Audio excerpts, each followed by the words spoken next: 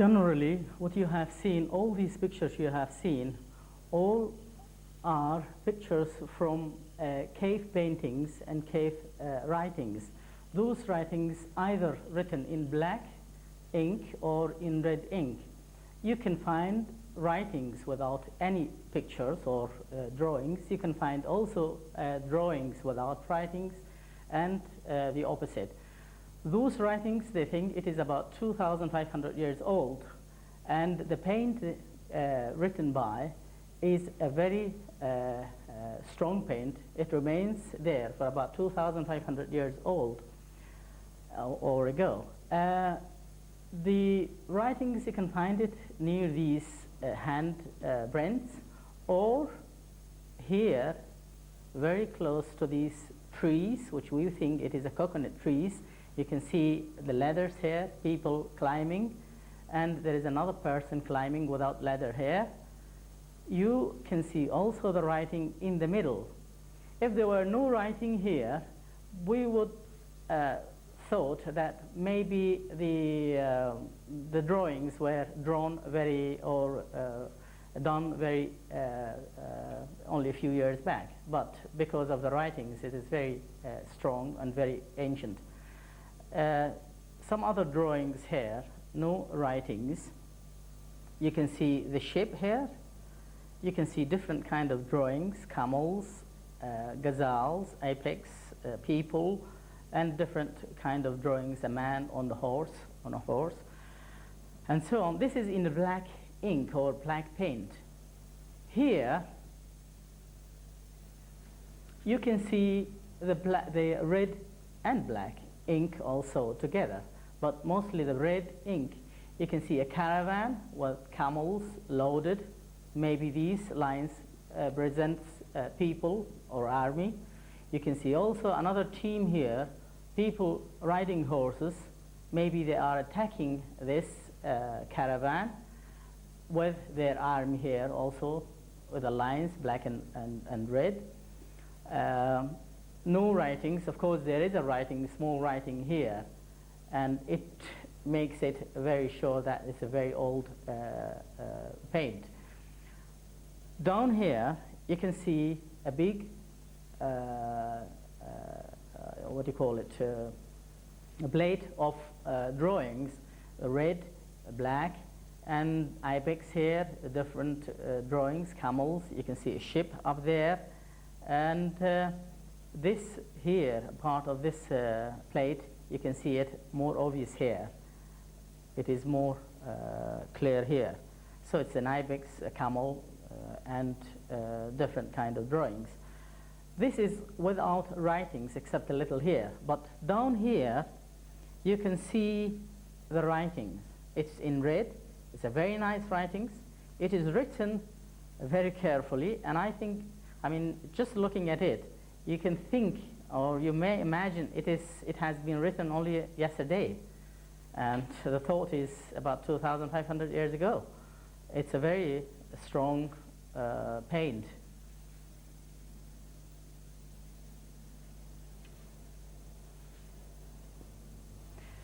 This here, this plate, is a natural stone with curved writings. It is packed into the rock. You can see it very clear. Usually the packed writings were found on the desert or the hot areas, because it reserves, there is no rain, no problem to affect the writings, so it will not disappear. So you find hundreds of these kind of paint or writings, packed writings on the rocks everywhere in the desert and in the drier areas here. So just one of the examples. This here, it's just a line of writings, a very beautiful line. It is vertically written, and usually the ancient Arab writings were written vertically. Sometimes you find it horizontally, but it is 99% it is vertically. This is the writings, it's a vertically, it's in black ink or paint. It is, you can see some letters very repeated, like FF, FF here. And you can see it, usually you can see it sometimes repeatedly. You can see sometimes big letters and sometimes small letters within a line. It is a vertically written. This is a red writings. You can see it is a sentence here, another one, and another one, and the other one, which is only the place remains. I think the letters vanished. It is written vertically, although you think it is horizontally, but it is always vertically. You can see this is another line of writings, vertically written, and there are some other lines here. It's a beautiful line here. As you can see here, these all packed into the rocks, all from drier areas. You can see writings around here. You can see different kind of drawings, like footprints and different kind of drawings. You can see the sun, the moon, the two stars, which is the ancient Arab gods, which is worshipped those in the ancient times. You can see here footprints, and in the Najd area or the desert area or the drier area, whenever they want to draw a person, they only draw the footprint, because it is difficult to draw the person.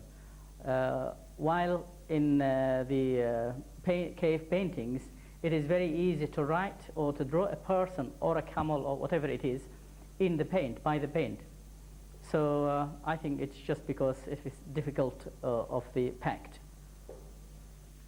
It is the Quran verses. It is Ayatul Kursi. It's written about 1,200 years old, before the Arabs used the dots to distinguish between the different letters. So it is written, packed into the rock, very close to the sea. It is very strong. The trees, which is mentioned in the Perpolos, the Roman, the Greece, the ancient pharaohs, the Arabs, the writers, the historians, they mentioned a lot of different kind of gum trees, and they think they mix it. They didn't distinguish between the plural and the singular and the different kind of gum trees. In Dhofar, we have a different kind of gum trees. It's not only the frankincense tree.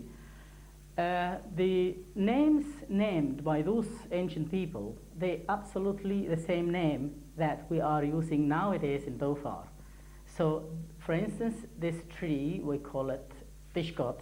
They mentioned as a tree produced a gum, liquid, a white liquid, and then becomes a gum. That's for chewing. The chewing, this is how we chew it. And this is for the chewing. Only use. Very nice smell, very nice taste. As you can see, these are the trees which is mentioned in Nigel Groom's book, who collected all the information about the pharaohs, the Greeks, the Romans, the different writers from the ancient times. And they said, there is a tree in the frankincense land called camphora. This is a camphora tree, and we call it locally camphora tree or kthora. These are the gum, and they said they used it for shampoo. Of course, we are using it nowadays, or even in the ancient times, we're using it for the shampoo only, not for perfume or for burning. This is the myrrh tree, which is mentioned. They said in the frankincense land, the myrrh tree called akar. That's what we call it. And they said the gum itself called tabak. This is what we call it. We call it tabak. So you can see it here. When you crack it, you can see it's a yellow liquid, and then it becomes like that, and then you collect it, becomes like this one. This is the very similar tree to that one. Very, very similar. The only difference is when you crack this, it becomes yellow. When you crack this, it becomes red. And then this is sweet.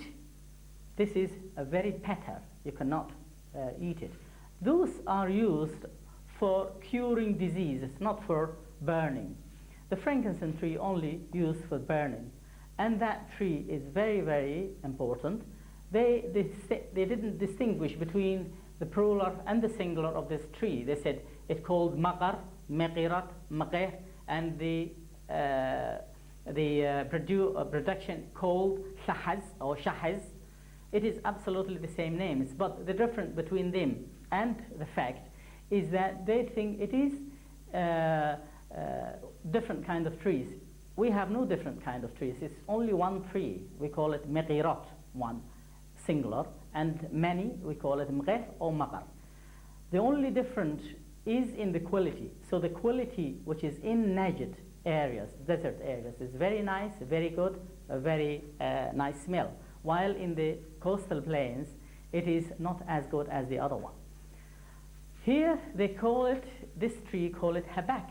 It is not habak. This is a tree, produce a white liquid. That liquid can be mixed with the camel urine. They cure a disease of the camel. So the work, the way they do it, the mixture is, we call it hiyok. If we say go and do that, we say habak, and the tree itself called hebshinut. So the difference that they don't know the name of the tree itself, they think it's habak. And some people in the western areas, they call it sometimes habak, just as a name. This is the so-called opar, or the imagined opar. This is an imagined legacy of ubar. They think ubar existed in Oman, maybe. It is somewhere in the Arabian Peninsula. It is the ancient Arab city. They think it looks like this, absolutely. And there are a lot of stories about the city. It is built of gold, built of some silver, and a lot of things. So this is the so-called imagined opar in the ancient stories. Just a kind of drawings, a different kind of drawings with different colors. I made it in my computer, and just how you see the goats here, you see cows here, you see camels, people like these, maybe women, you can see camels and horses. The paintings you see here, there are more than 40 different kinds of trees and plantations. I have used the paint of those materials. So I have asked the locals what kind of paint they have used for different uses, painting different kind of belongings like clothes and different other kinds.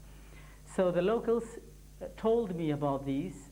I have used them, I tried them, and I have done my experimental work. I have more than about 1,500 different experimental work with me. I think I reached a very close point to the fact that this paint is the right paint used 2,500 years ago. I cannot tell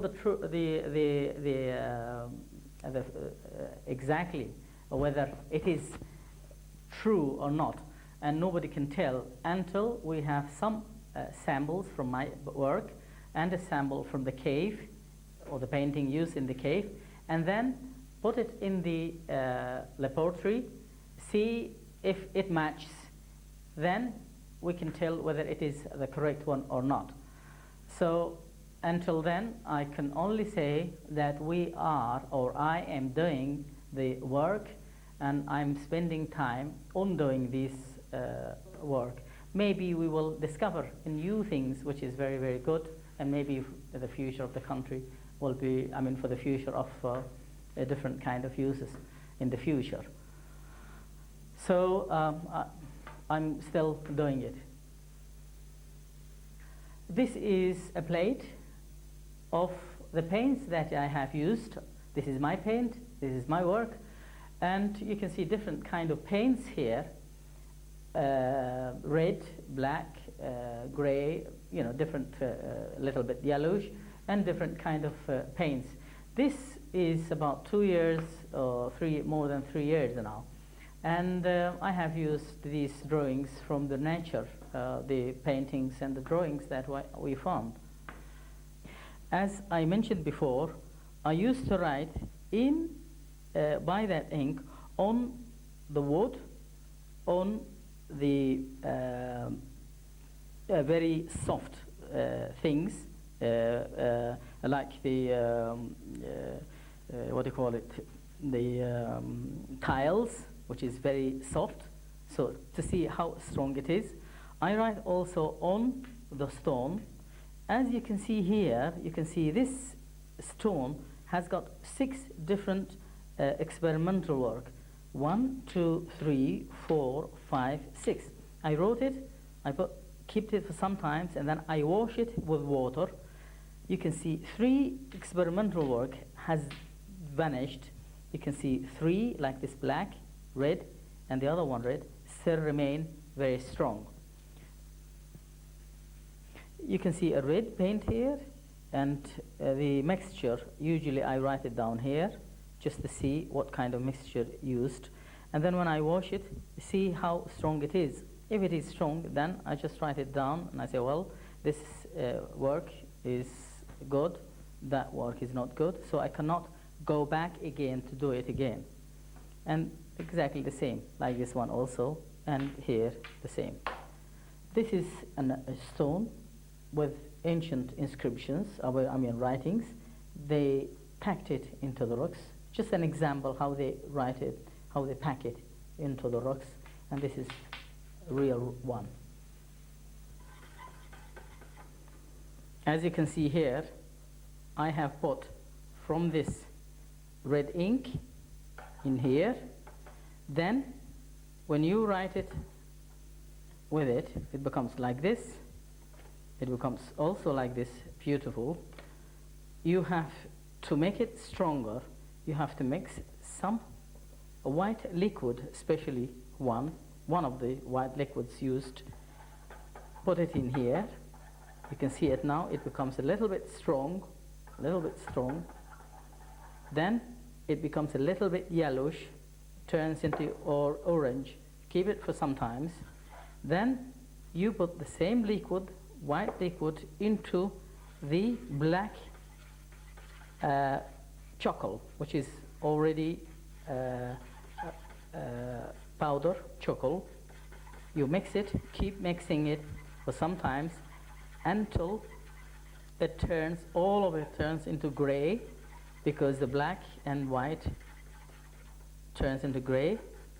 Keep doing it like this until everything is mixed, and the more time you give it for mixing, the better the mixture becomes. There are other black paints used, but this is for an example. As you see here, I have mixed it. I made the red paint, I made the black paint. The black paint, either it is a chocolate, as I said, or a kind of soil. The locals, they know it very well, like gray soil. They mix with that soil a kind of paint from the tree, like this one. You can see it's a chocolate. Mixing it together for some times, it becomes very, very black, like this one. This is the mixture here, you can see. This is a black paint. You have also another paint, as I said here. It's a gray, but after some times it turns into black. You can see it now, it is turning into black, the one I have put before. This will turn into red later on. Red will be like this one. And it will be also like this on the stones, these. and it will be the black, like this black, like that black, and like this one. You can wash these for some, after about half an hour or an hour later. You can wash it, as I said here. Wash it. It will not go. It remains as it is. We don't know whether this is the right paint they have used thousands of years ago and remains firmly there, or there is another paint. But we have to make experimental work.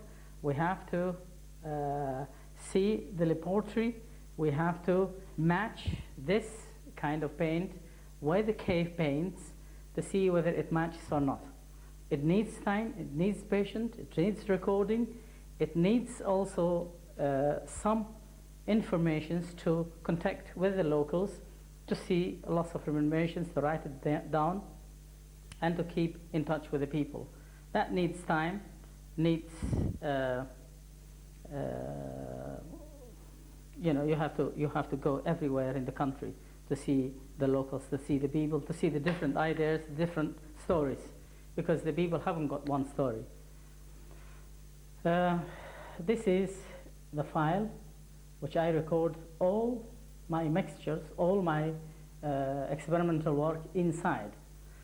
So what I do, I put the mixture here.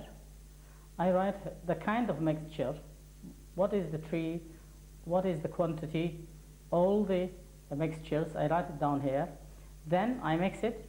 Then I write on the stones, the papers, wood, different kind of materials. Then I wait for the result, see how good is it. Is it strong? Is it red or black or green, whatever it is? Then I just write my record here.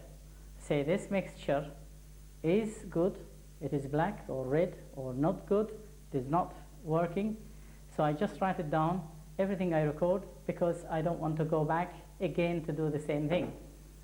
So I do, this is my record. All these notice or notes, I write it down, see how good is it. I put my ideas here. Any new thing comes good, I write it down. Sometimes I make the same mixture twice by mistake.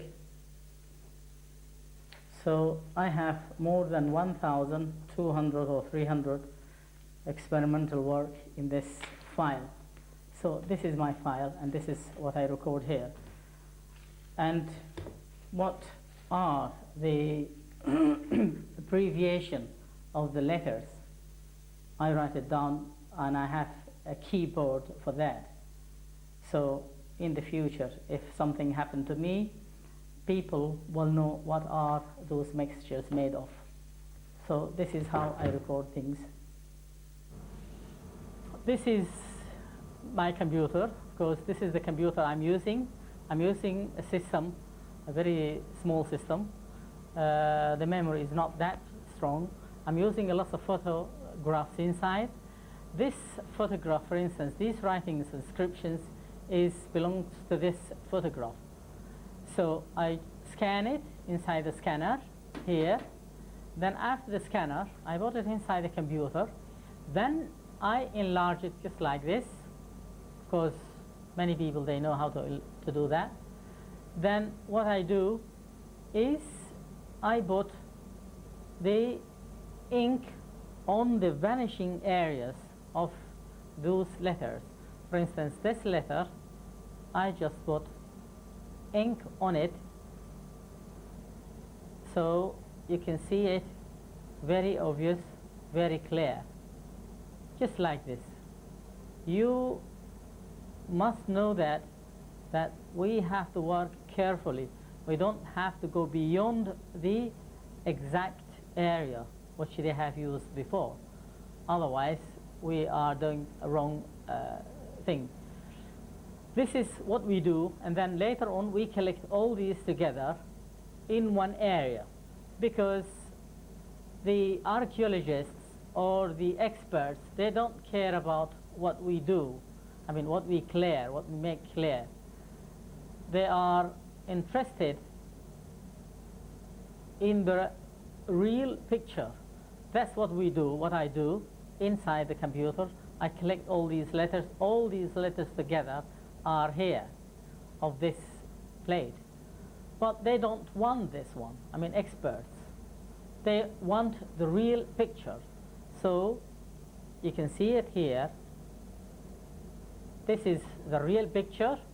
It is there as it is in the cave, and this is what we have done.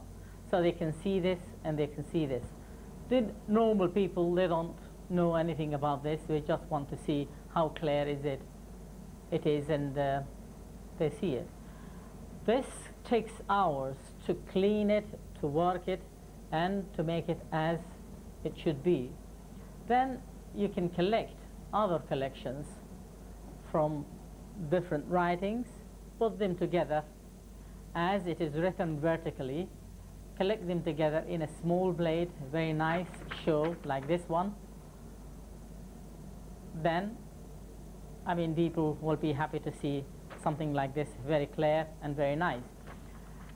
This computer, I usually store every information about these sites. The name of the site locally, the grid reference of the site, the pictures of the site, the inscriptions inside, the direction of the site, the picture of the site itself, and all the informations are recorded inside and in all the files. And if something happened to me, everything is recorded, everything is stored, and nobody can miss it. I mean, they will find the place. So this is how I'm doing inside this computer. It is very, very difficult work. It takes hours. It has to be patient. You have to be patient. And it is a small computer. I need a bigger one with a big memory, with printer, good color printer. It is a lot of money, but I'm doing according to my ability. This is all these places belongs to each site has got initial number. For instance, A1 in Arabic, Alif Wahid, and then B2, and so on, B1, B2, T1, and so on. So each site has got a name or a number, and then there are pictures, and there are slides in here sometimes, and we have about more than 100, 230 different kind of sites, either with writings or with writings and paintings, or with paintings only. So all recorded, and the negative and everything is there. The record here, what I'm recording, is all these negatives belongs to all the sites that I have found. Each site, for instance, have got a number, like that site, which is A1. Inside here, there is A1 negative, belongs to the A1. Then there are lots of sites here. So all these belongs to the sites, negatives. Where is A1? This is A1, how it looks like. This is the cave of A1. These are the things inside A1. Okay, what is the name of A1? How you record it? This is the record of all the sites. So for instance, A1, the name of the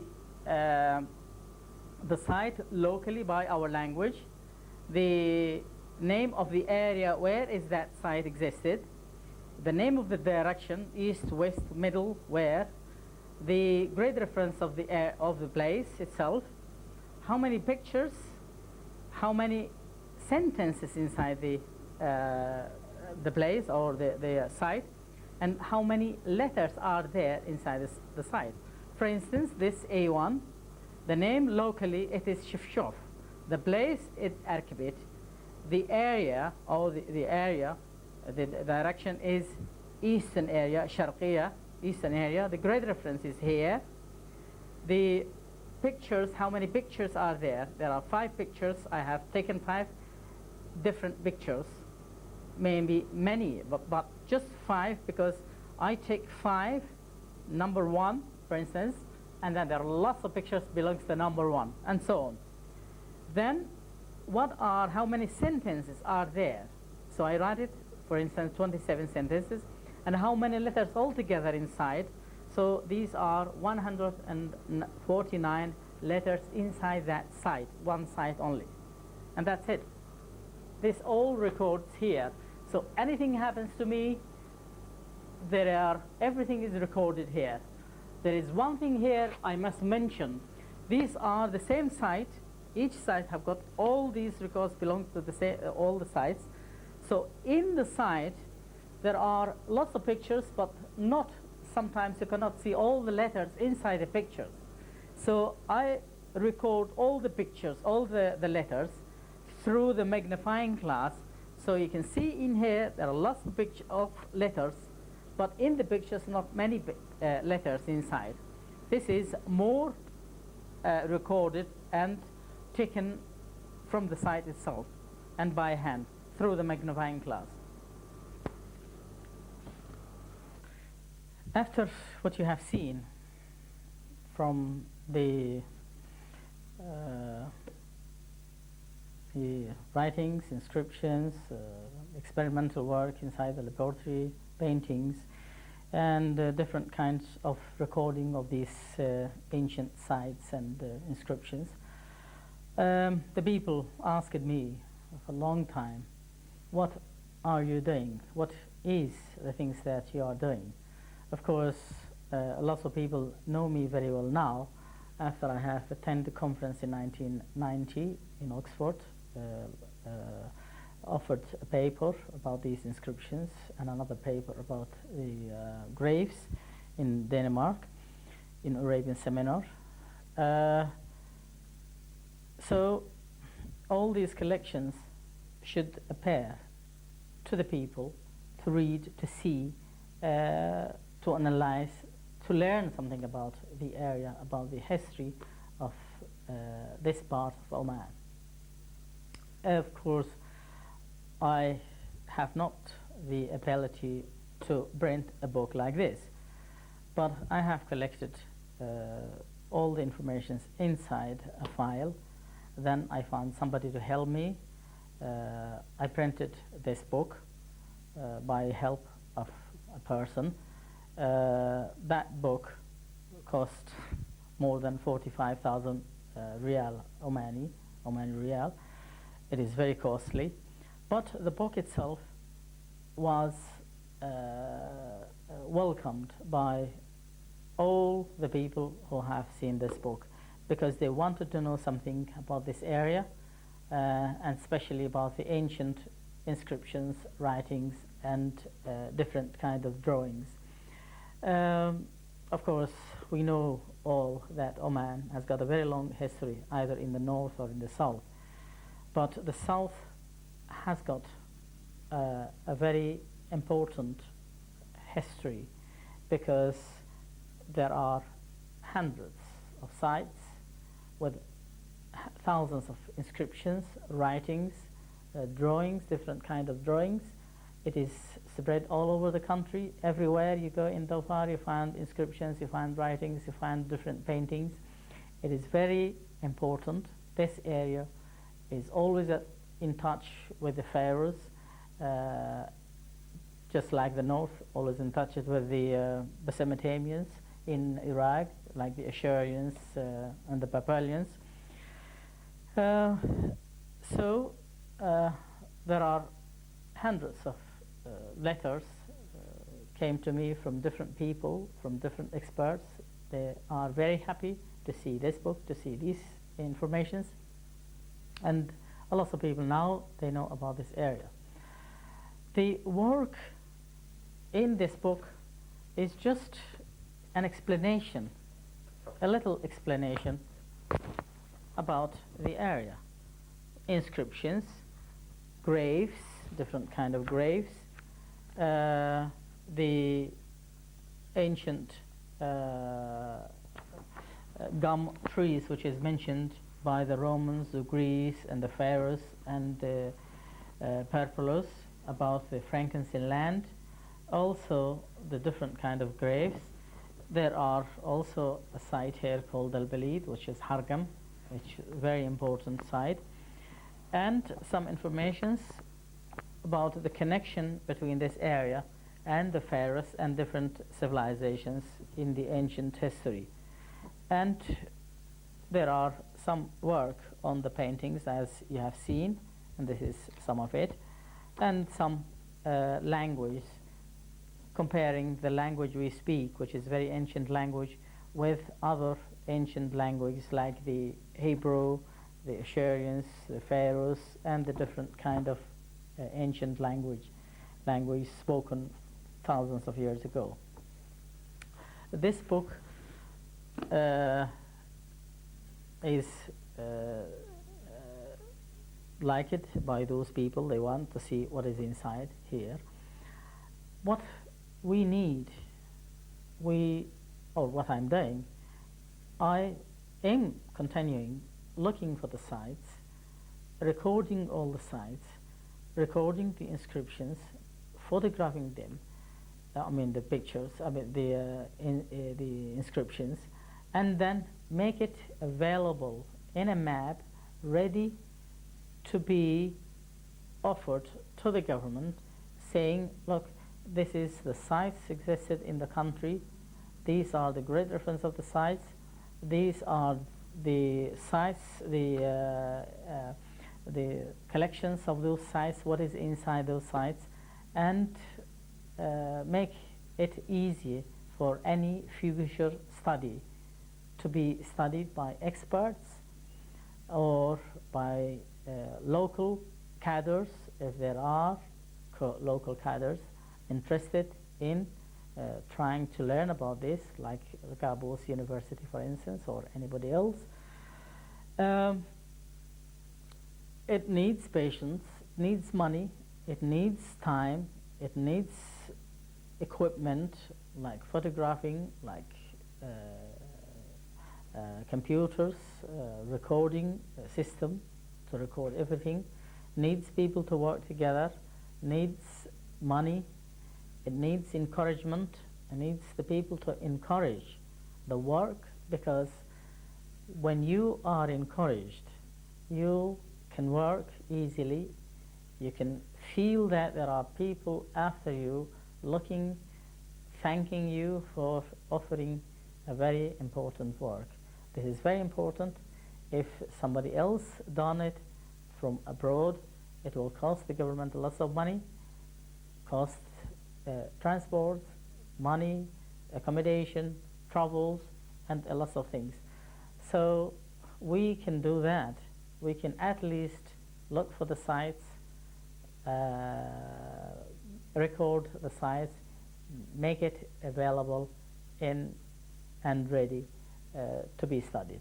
That's what we need, and that's what we're going to do if we have the ability to continue. And I doubt if we still like this, we will not be able to do anything in the future. We cannot continue just forever like this. We have to have somebody to help us, or to help to do. We have lots of time to do this work, and we need time, we need patience, and we need somebody to support us by money, by encouragement, and by feeling that we are encouraged by the higher authorities. That's all I do.